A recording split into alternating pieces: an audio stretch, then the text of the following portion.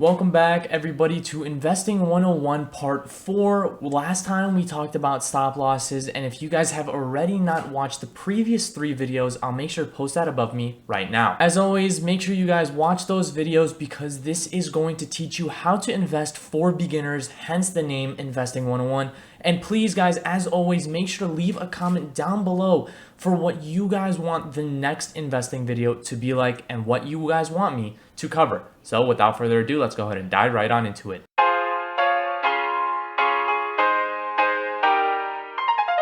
Welcome back, everybody. I hope you enjoyed that beautiful intro, and I hope you guys are ready to get 2 free stocks valued anywhere from $8 all the way to $1,850 with your first $100 deposit.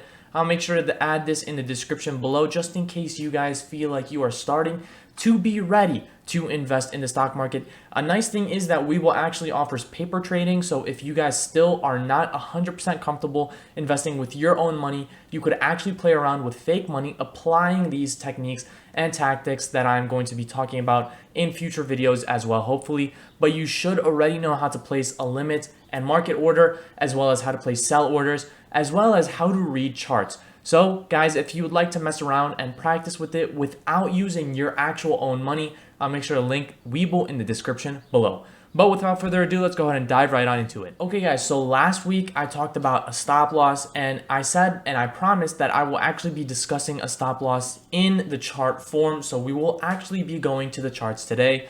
But before we do that, I just wanted to reiterate what the stop loss basically was, just in case you guys were still confused. So as you guys will see today in the charts, hopefully this will help you guys gain more knowledge and more practice when it's actually hands-on.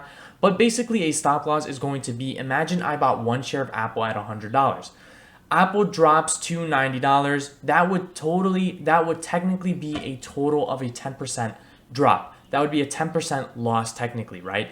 If Apple went from $100 to $90 and we didn't have any sort of stop loss, we would have lost 10%, right? Now let's imagine that we actually have a stop loss at 5% under our entry. So let's just say our entry is still $100 for Apple. We place that 5% stop loss, meaning that now our stop loss is at 95.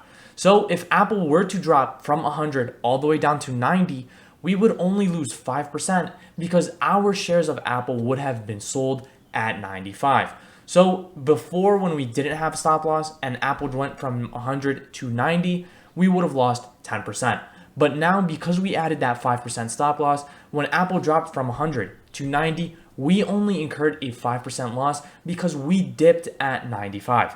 So let me show you guys this in the chart so you guys can actually understand what I'm talking about. Alrighty, so I have Apple's chart opened up here. You guys can see this is going to be current price for Apple, which is about 128 roughly while I'm rounding up. So let's just go ahead with the example. So as you guys can see, I'm looking at the 4-hour chart. So if you guys have watched the previous videos, you should know that these candles represent a 4-hour time frame. So each of these candles will represent a 4-hour time period. But let us just say that we actually bought Apple at this 128 mark right here, right? And we want to place a 5% stop loss. Now, the nice thing is for TradingView, if you guys have TradingView, the free version of TradingView is actually free. You could opt into paying for the paid version, but if you're a beginner trader, I don't really see the need. The nice thing about TradingView is you could actually click shift and then click on your mouse and then drag it all the way down, and you could see that it will actually tell you where 5% basically is. Now, obviously, I have 5.07%, but all you have to do is just drag down and then watch this number increase. This is going to be the percentage. This is basically the dollar amount.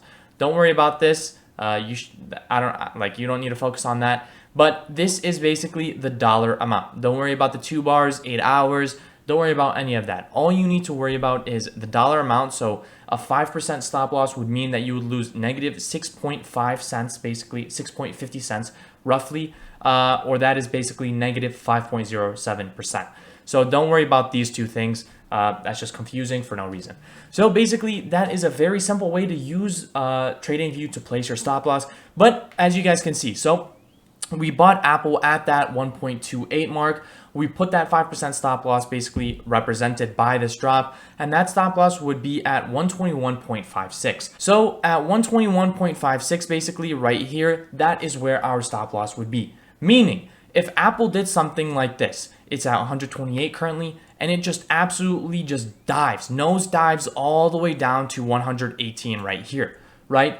What type of loss would that be? Well, we could use the shift tool again to measure what type of loss that would have been. And what we end up getting is that would have actually been roughly about a 7.2% loss. But remember, we had a stop loss at 121, so we only incurred a 5% loss, right? So what actually happened is, once again, just to clarify if that was confusing, Apple is currently at 128. So let me just get rid of all this drawings. Let's redo it for those people who are still maybe confused. We bought one share of Apple at 128.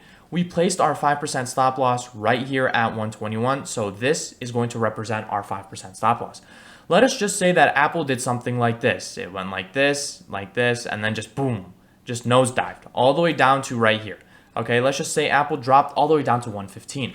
Well, lucky for us, we placed our 5% stop loss. So we are going to exit right here. Right here at 121 is where we will exit, and we will not incur this extra loss right there. So roughly about an extra $7, $8 loss. I don't know exactly where the drawing was, but you wouldn't have incurred that extra loss. Why? Because we got stopped out at 121.5, for example. So that's really it. That's what a stop loss is. I hope that helped clarify using the charts. If you guys are still confused, make sure to leave a comment down below, and I will definitely be happy to go over it even more in depth.